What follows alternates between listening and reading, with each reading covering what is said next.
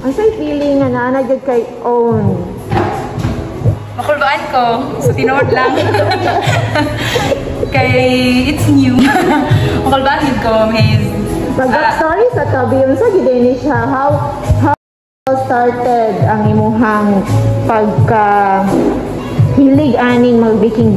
Unsa gisnugdanan ani nga nabot man kaani? Love lang gid ako ang food. Love lang gid ako ang food and ganahan lagi mi mag-bake. Actually, ang cinnamon akong manghod yun, ganahan ko siya cinnamon. And then dito nag-start nga mong nag-recreate, nag-what may kamuhang recipe nga maganahan siya and akong ibukan.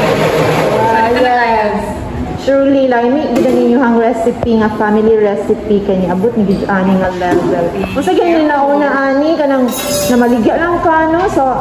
Di ba, sa bangko, ana, no? Nagbaligya lang ka na, ana, then walk-in, ka na online. Actually, matilaw lang sa mga friends, and then since ganahan na sila mag-order, gusto na sila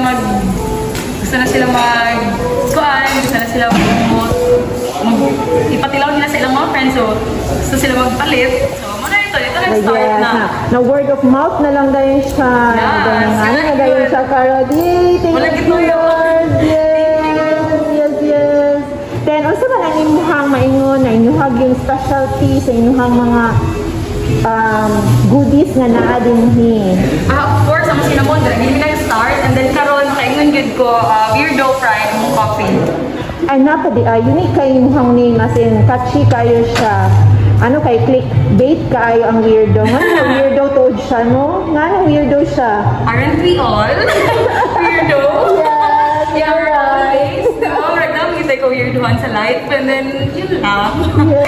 Thank you so much, Mandy, for sa imuha. And all the best. Good luck, Weirdough. Thank you, Weirdough.